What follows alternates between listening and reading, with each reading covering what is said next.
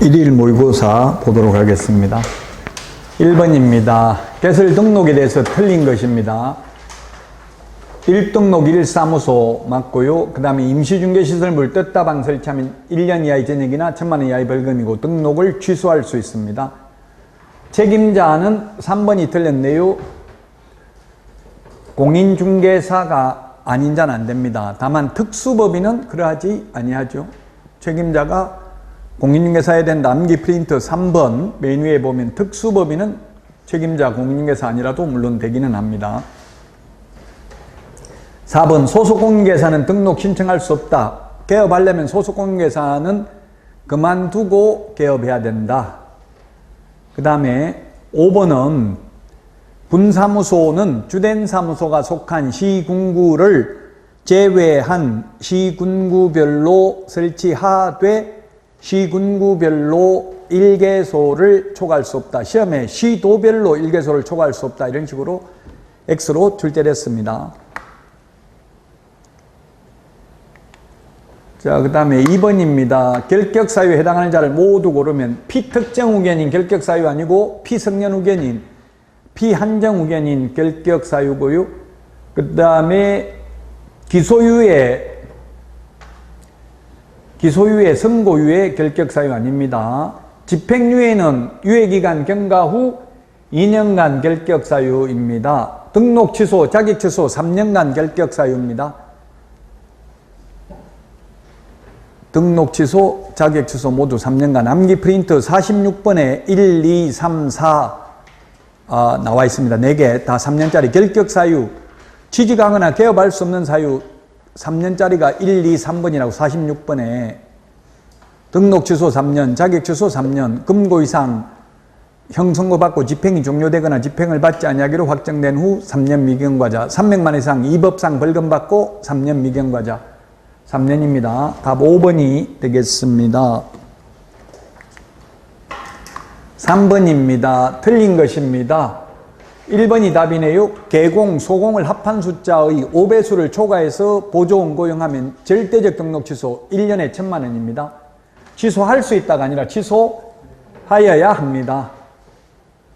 보조원이라는 사실을 고지하지 않는 경우 500만 원 이하의 과태료고요. 사장도 500만 원 이하의 과태료인데 다만 사장이 개업공개사죠. 개업공개사가 그 위반 행위를 방지하기 위하여 상당한 주의와 감독을 게을리하지 아니한 경우에는 사장에게는 500만 원 과태료를 부과하지 않는다. 요번 7월 10일부터 바뀐다고 하는 게 이게 보조원 고지하는 난도 있어요. 체크하는 난이. 보조원이 고지, 여부 이렇게 돼 있어요. 여부. 여라고 체크해야지 부라고 체크하면 500만 원 이하의 과태료죠. 그런 게 요번에 7월 10일부터 서식 오늘이 며칠이죠? 7월 10일이면 지금 며칠 있으면 시행되겠죠. 입법 예고는 이미 되어 있습니다. 어떻게 바뀌는지. 입법 예고는 국민참여 입법센터에 가면 입법 예고된 내용은 확인할 수 있습니다. 자, 그 다음에 거짓 신고한 경우에는 취득가격의 100분의 10으로 받겠죠. 옛날에 100분의 5인데 최대 다운계약서, 업계약서 적으면 최대 100분의 10% 이하 과태료를 부과합니다. 개정된 내용입니다. 4번입니다. 표시 광고할 때 해야 될 사항이 아닌 것 답 기출문제인데 이것도 2번입니다. 2번.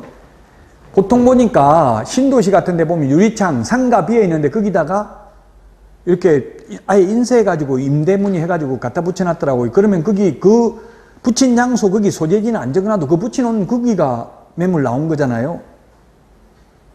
인터넷 표시 광고는 네이버 부동산 이런 데 올릴 때는 소재지를 적어야 돼요. 어딘지 모르니까. 근데 그냥 유리창에 만약 우리 1층에 거기 임대문의 붙여놓으려면 그 붙여놓은 거기가 지금 임대 나왔다는 거잖아요. 그러니까 소재지 안 적어놔도 된다고.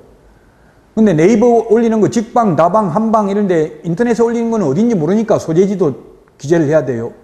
암기 프린트 25번에 있는 거 암기해야 됩니다. 성명, 소연 등 소면, 종가형, 총사방, 개개, 입주간 18가지예요.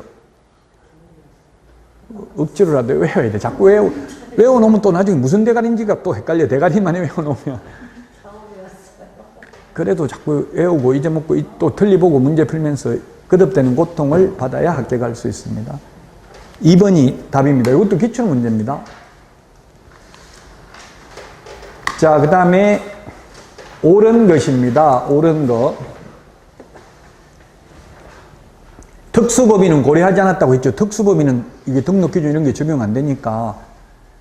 자, 법 14조에 규정된 업무만을 영위할 목적으로 설립된 법인이어야 한다. 시험에 중개업만을 영위할 목적이라고 하면 X라고 했죠. 중개업 외에도 주택상가, 분양대행, 경공매, 매수신청대리 이런 거 할 수 있잖아요. 맞습니다. 1번이. 자본금이 5천만 원인 협동조합은 개설 등록할 수 없다. 500만 원이라고 돼 있다고.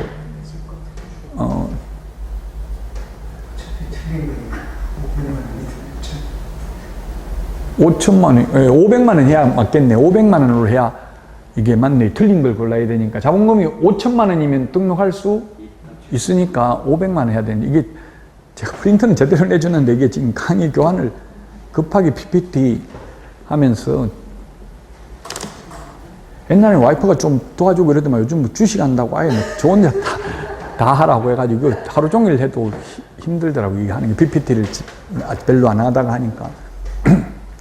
이게 5천만 원은 가능하잖아요. 500만 원 해야 그 프린트에 있는 게 맞아요. 500만 원 해야 틀린 거잖아요. 5천만 원 이상 해야 되니까.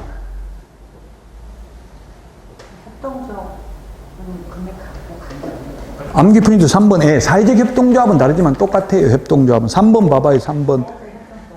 3번에 동그라미 1번에 보니까 상법상 회사나 또는 협동조합 기본법에 의한 협동조합 모두 자본금 5천만 이상이어야 돼요. 단 사회적 협동조합은 자본금이 얼마든지 간에 안 된다고. 사회적 협동조합은 영리법인이 안 되니까. 여기도 500만 원 해가지고 X 이게 맞네요. 5천만 원이 아니고.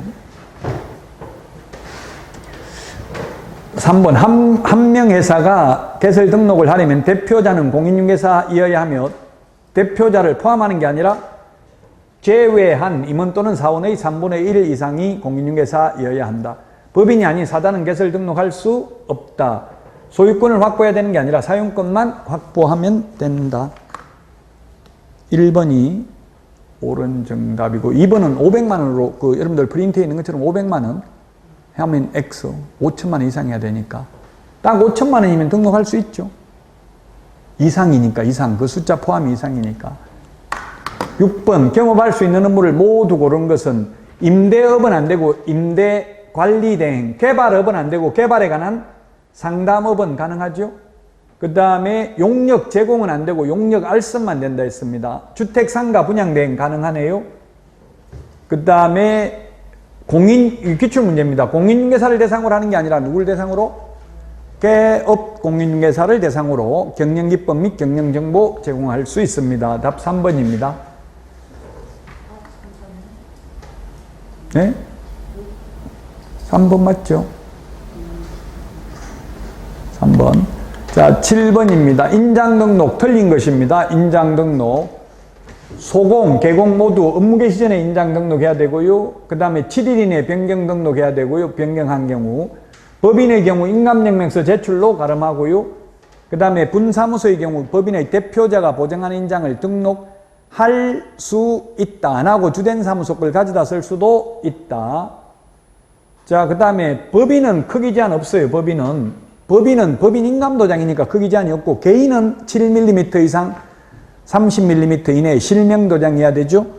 7mm가 어디 있어요? 암기 프린트 39번에 동그라미 13번, 39번에 동그라미 13번.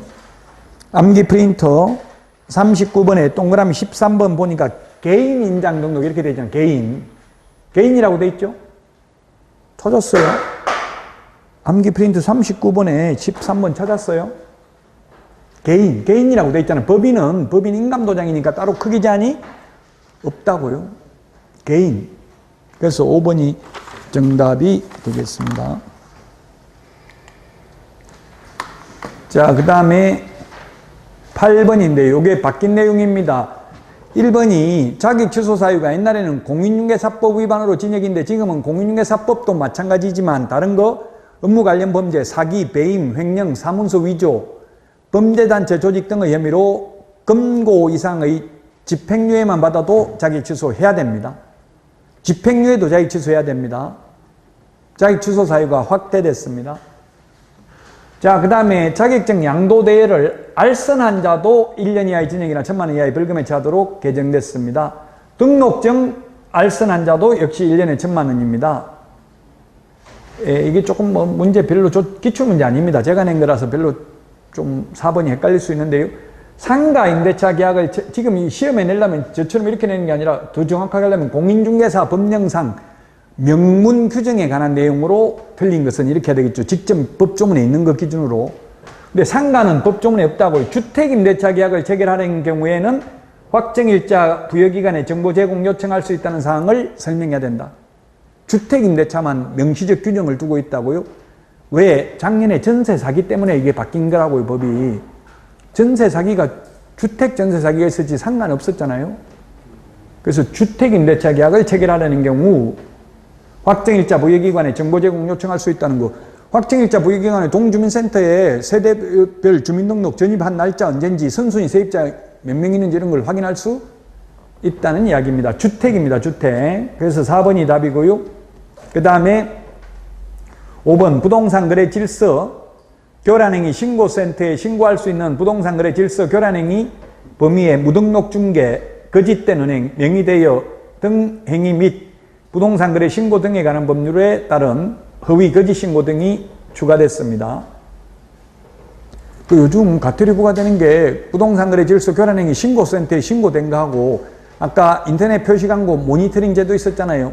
모니터링 해가지고 걸리드는 게 대부분 거래 완료 해가지고 매물 올려놓으면 막 바로 걸리는데 그건 명백하게 증거도 필요 없잖아요. 자기가 스스로 거래 완료 됐다고 해놓고 매물 올리는 거잖아요.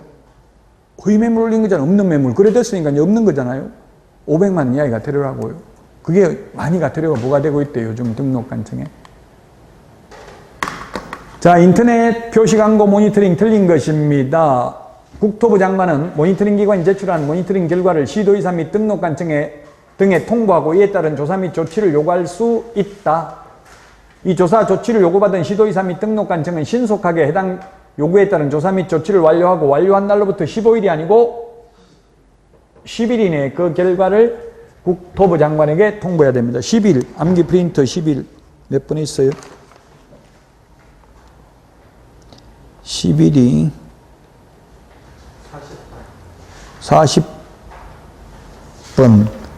40번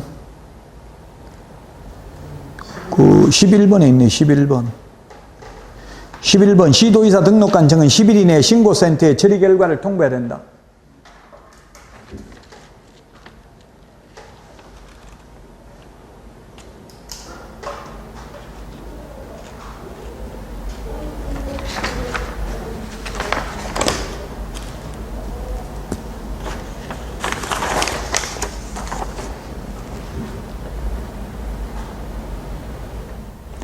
어, 11번이 아니고 7번에 있네. 7번이죠. 7번 40번에 7번. 그렇죠? 요건 지금 7번에 보니까 시도지사 등록관청은 모니터링 조치 완료 국토교통부 장관에게 통보. 11번은 그 부동산 거래 질서 교란행위 신고센터와 관련된 거고요. 어쨌든 10일입니다. 10일. 2번이 틀렸고요. 자, 그 다음에 기본 모니터링 업무를 수행한 경우에는 그 결과 보고서를 매 분기 마지막 날로부터 30일 이내 국토부 장관에게 제출해야 되고요. 수시 모니터링은 15일 이내 제출하죠. 그 다음에 이런 정당한 사유 없이 모니터링 관련 자료 제출 요구에 따르지 아니하여 관련 자료를 제출하지 아니한 정보, 통신, 서비스 제공자 500만 원 이하의 과태료입니다. 그리고 5번 정당한 사유 없이 국토부 장관의 이 법 위반이 의심되는 표시광고에 대한 확인 또는 추가 정보의 게재 등 필요한 조치를 하지 아니한 자에게 500만 원 이하의 과태료. 정보통신업 통신 서비스 제공자입니다. 직방, 다방, 한방, 네이버 부동산 이런 겁니다. 500만 원 이하의 과태료입니다. 이거 정보통신 서비스 제공자의 경우 오로지 500만 원 이하의 과태료밖에 없습니다. 협회도 오로지 500만 원 이하의 과태료밖에 없다고 했어요. 처벌 규정이.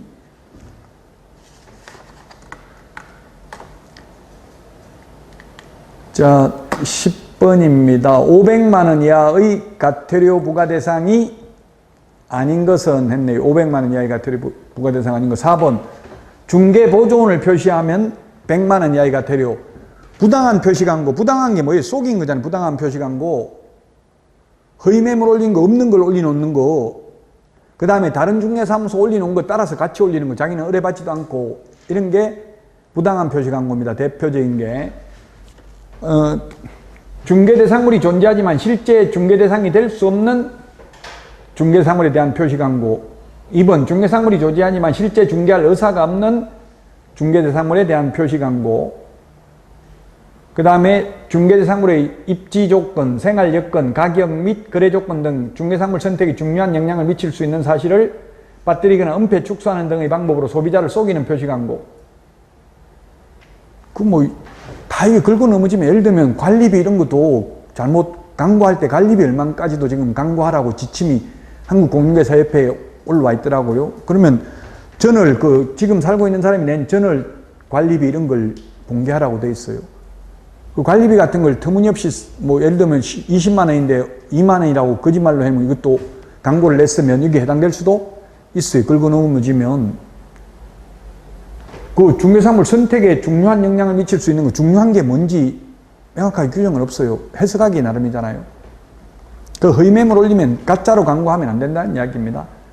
중개보조원 이름 적으면, 물론 이 시험에 나온 적도 있는데 중개보조원은 광고하면 안 되죠. 개업공개사가 아닌 자는 광고하면 안 되죠.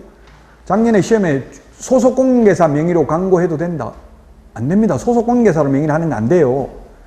개업공개사가 광고를 하되 다만 소속공개사 이름을 추가로 적는 것은 위반이 아니라고요. 근데 또 행정심판이 청구돼가지고 소속공개사 명의로 광고했는데 소속공개사가 그 중개사무소에 취직해가지고 있다면 사실상 대리권을 받아서 한글로 보고 행정처분을 할 수 없다는 그런 유권 해석도 있기는 한데, 어쨌든 법조문상은 개업공개사가 아닌 자는 표시광고를 하여서는 아니 된다 이렇게 돼 있다고요. 그 보조원이 광고하면 안 되고, 보조원 이름으로 광고하면 뭐예요? 1년 이하의 징역이나 1,000만 원 이하의 벌금입니다. 개업공개사 아닌 자가 광고했기 때문에. 다만 개업공개사가 광고를 하면서 담당 보조원 해가지고 박용덕 적었으면 그건 100만 원 이하의 과태료라고요. 아예 보조원 이름은 적지도 말라는 이야기입니다. 근데 현실적으로는 직방 이런 데 광고하는 거 보면 안심번호라는 걸 줘요. 왜냐면 보조원이 광고비를 내거든요. 현실적으로는. 그러면 중개사무소 이름으로 광고 나와 있고 중개사무소 이름으로 전화하면 그 보조원 돈 낸 보조원 휴대폰으로 안심번호로 그렇게 가게 하는 시스템이 있나 봐요. 그렇게 하고 있어요. 현실적으로 편법으로. 직방 같은 데서는. 보조원 이름으로 못 하도록 하니까. 답 4번이고요. 자, 그 다음에 중개사물이 존재하지 않아서 실제로 거래할 수 없는 중개사물에 대한 표시광고 500만 원 이하의 과태료입니다. 부당한 표시광고. 자, 오늘 여기까지 하고 다음 주에 찾아뵙도록 하겠습니다. 수고하셨습니다.